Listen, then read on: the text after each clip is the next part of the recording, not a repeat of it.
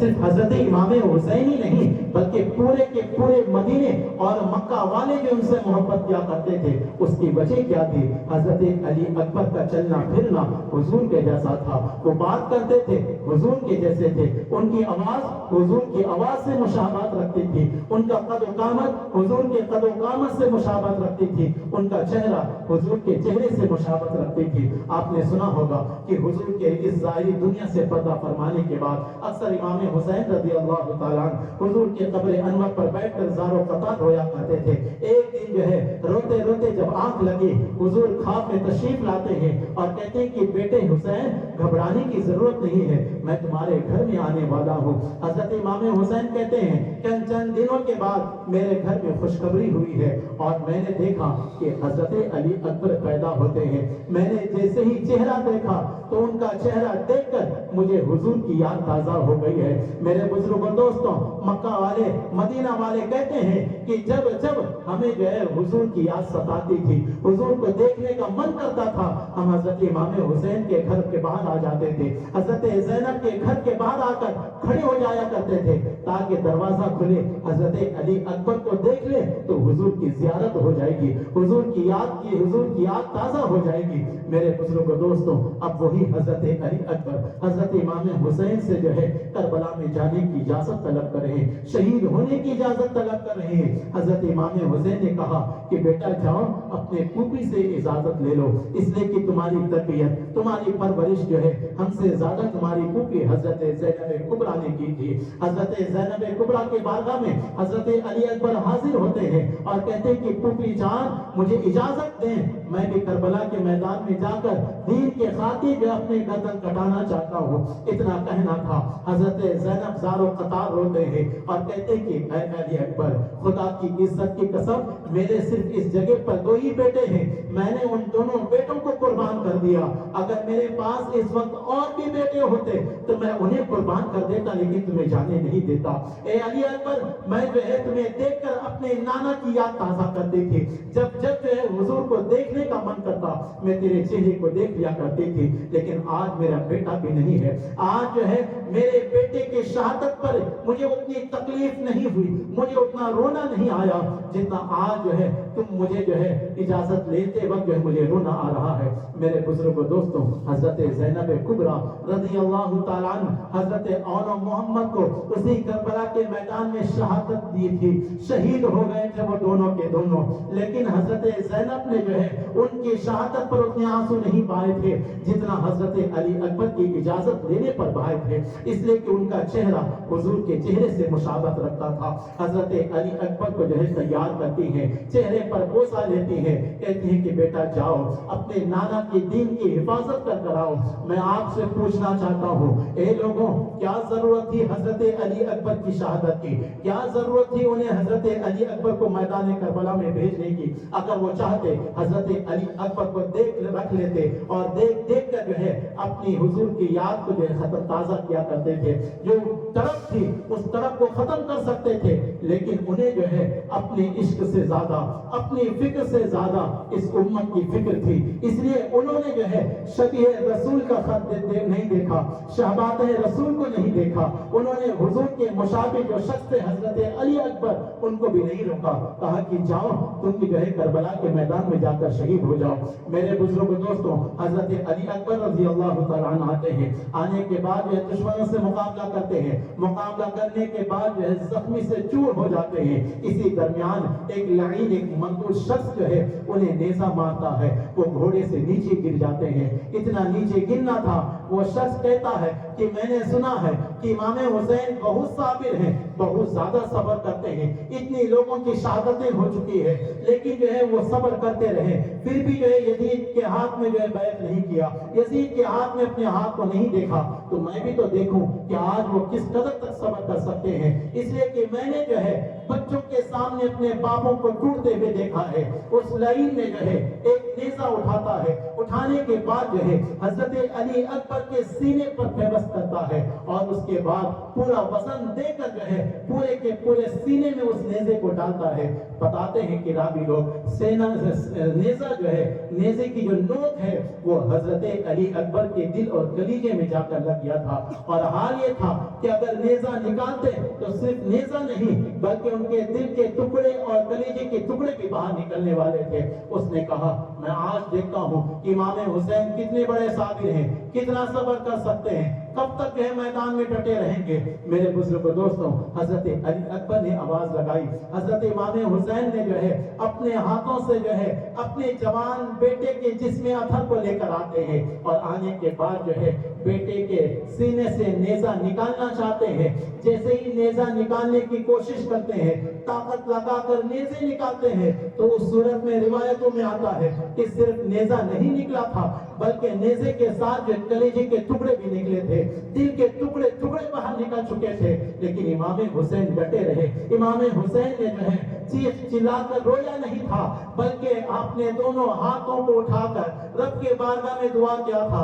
اللہم تقبل من ھذا القربان, اے مولا اس قربانی کو قبول کر لے. میرے بزرگوں دوستوں, میں آپ سے پوچھنا چاہتا ہوں کہ ایک باپ جو ہے سب کچھ برداشت کر سکتا ہے لیکن بیٹے کی تکلیف کو برداشت نہیں کر سکتا. لیکن امام حسین نے جو ہے جوان بیٹے کی شہادت, اور شہادت بھی ایسی کہ یعنی اگر نیزہ نکالے تو نیزے کے ساتھ جو کلیجے کے ٹکڑے نکلے, ان تمام چیزوں کو کیوں برداشت کیا تھا؟ دین کے خاطر برداشت کیا تھا, دین کی حفاظت کے خاطر برداشت کیا تھا. آج آپ دیکھیں کہ امام حسین نے جس خاطر جو ہے اپنے بیٹے کے ان حالات کو بھی قربان کر دیا, ان حالات پر بھی صبر کرتے رہے, ان حالات پر بھی نہیں روئے, ان حالات پر بھی ناشکری نہیں کیے, ان حالات پر بھی زبان پر شکوہ لے کر نہیں آئے. میں آپ سے پوچھنا چاہتا ہوں کہ آپ نے کیا کیا دین کی حفاظت کے خاطر, معاشرے کی سدھار کے خاطر, سماج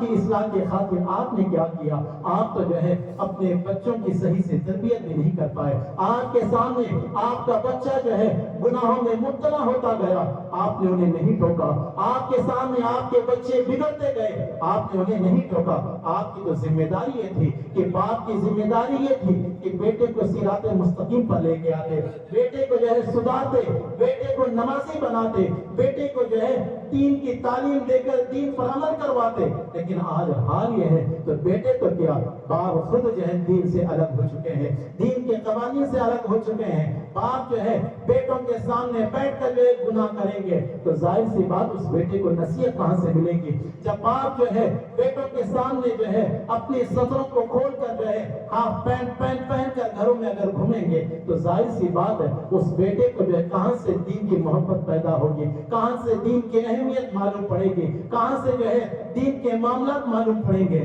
جب وہ باپ کو اس طریقے سے دیکھتا ہے تو اسے لگتا ہے کہ دین جو ہے صرف کھانے پینے کا نام ہے, دین جو ہے عید اور قربانی کا نام ہے, دین جو ہے میلے اور جلوس کا نام ہے, دین جو ہے بریانی کا نام ہے. اس لیے کہ وہ اپنی آنکھوں سے دیکھا ہے کہ باپ جو ہے ہر دن 5 وقت نماز کے لیے نہیں جاتا ہے بلکہ جمعے میں ایک دن جاتا ہے. کوئی ایسا ہے کہ جو صرف رمضان میں جاتا ہے, کوئی ایسا ہے کہ جو صرف عید میں جاتا ہے. اس نے اپنے باپ کو دیکھ کر یہی سیکھا ہے. اس وجہ سے آج جو ہے امام حسین کے اس محفل سے پیغام لے کر جائے کہ باپ بھی سدھرے اور باپ اپنے بچوں کو بھی سدھارے. میرے بزرگوں دوستوں, میں اپنے گفتگو کو جو ہے ختم کر رہا ہوں. حضرت امام حسین کی شہادت بھی ہوتی ہے. کربلا کے میدان میں حضرت امام حسین اخیر میں آتے ہیں. آنے کے بعد پھر سے جو ہے حجت قائم کرتے ہیں, کھڑے ہوتے ہیں, ان دشمنوں سے کہتے ہیں کہ میرے دشمن, تم نے جو ہے میرے بیٹے کو شہید کیا, تم نے میرے بھائی حضرت عباس بن علی کو شہید کیا, تم نے حضرت علی اصغر کو شہید کیا, تم نے جو ہے اور محمد کو شہید کیا,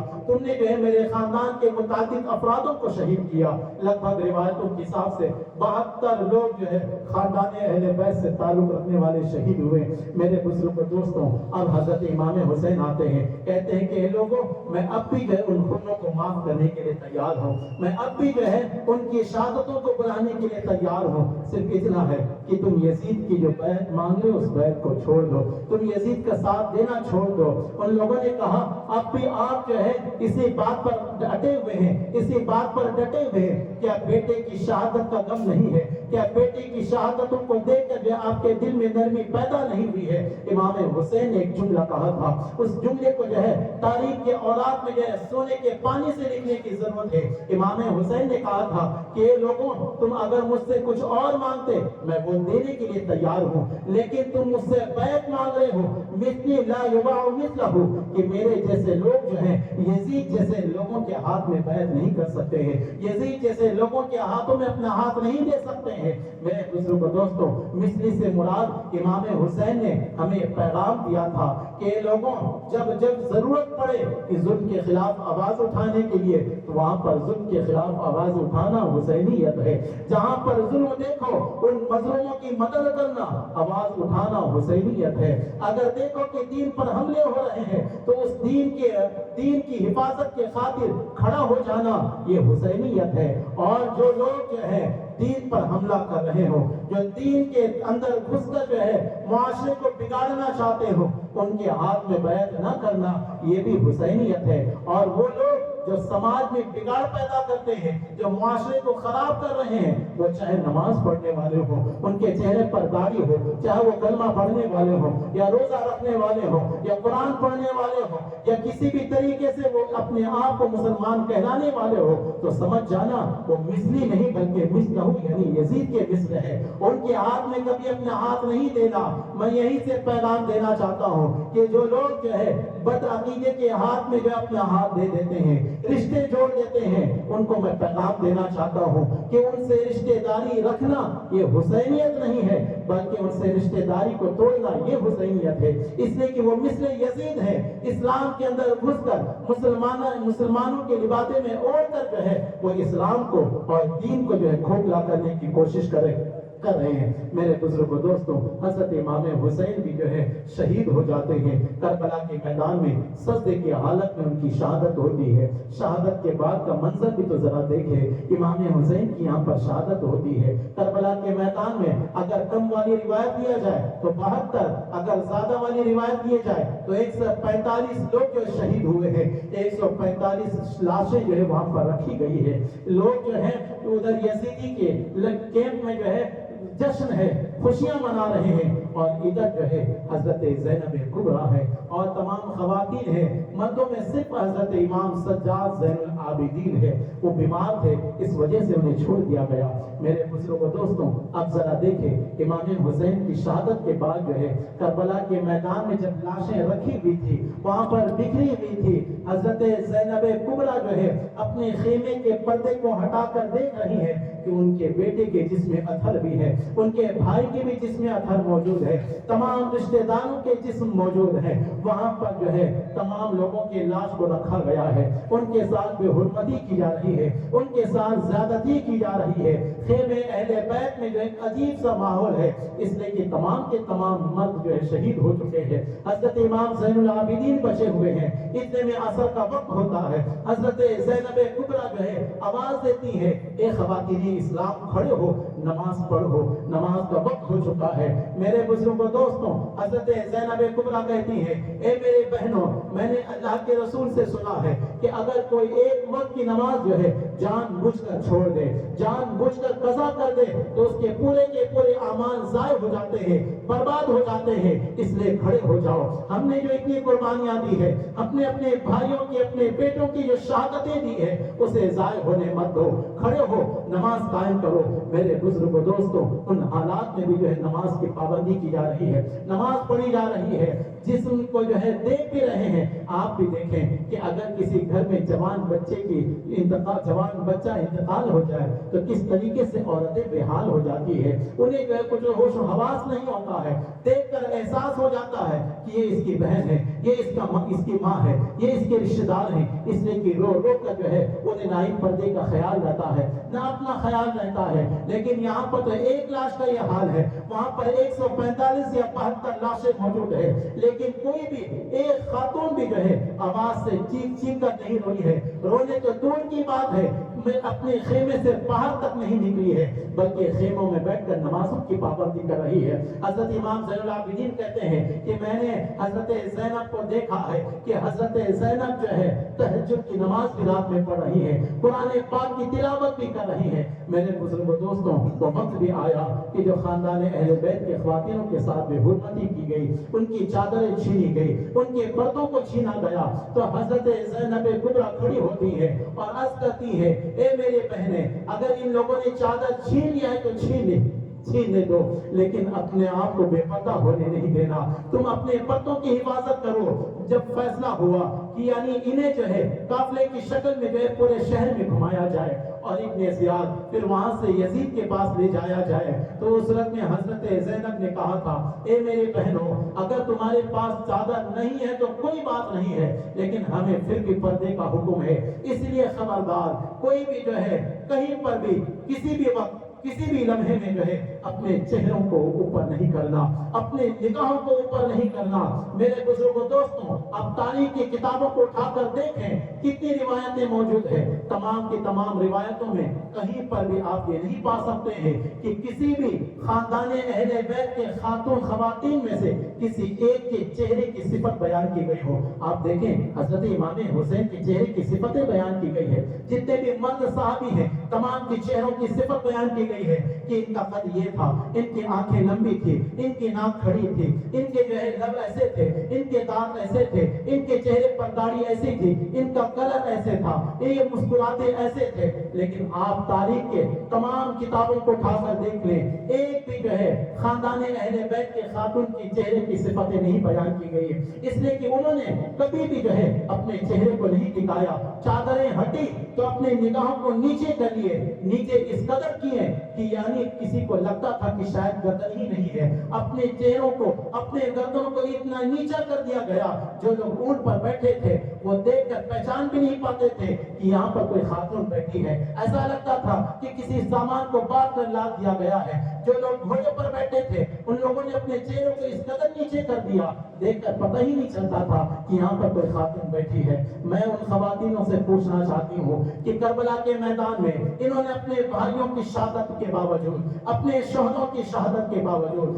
اپنے بیٹوں کی شہادتوں کے باوجود بے پردہ نہیں ہوئی ہیں، تو آپ کو جو ہے کس قانون کے حساب سے اجازت مل جاتی ہے کہ آپ جو ہے شادیوں میں بے پردہ ہو کر جائیں، فنکشنوں میں بے پردہ ہو کر جائیں، مزارات پر بے پردے ہو کر جائیں، جلسے جلوس میں بے پردہ ہو کر جائیں، مہمان جائیں تو بے پردہ ہو کر جائیں۔ میرے بزرگوں دوستوں، پردہ اس قدر لازم ہے کہ خاندان اہل بیت کے خاتون نے جو ہے خواتین نے جو ہے کربلا کے میدان میں ہمیں بتا دیا کہ اگر کوئی انتقال ہو جائے تو ان کے لاشوں کو نہ دیکھنا ہو تو نہ دیکھنا، ان کے لاشوں کو دیکھنے کی اگر نوبت نہ آئے تو مت دیکھنا، ان کے لاشوں سے جو ہے چپٹ کر رونے کا موقع نہ ملے تو مت رونا، لیکن بے پردہ نہیں ہونا، غیر محرموں کے سامنے بے پردہ ہو کر نہیں جانا۔ میرے بزرگوں دوستوں، آج کے خواتینوں کو، آج کی نو نسل بہنوں کو، آج کی بیٹیوں کو یہ لگتا ہے کہ ہم بے پردہ ہوں گے تو ہمیں پہچانا جائے گا، ہماری شہرت ہوگی، ہماری عزتیں ہوگی،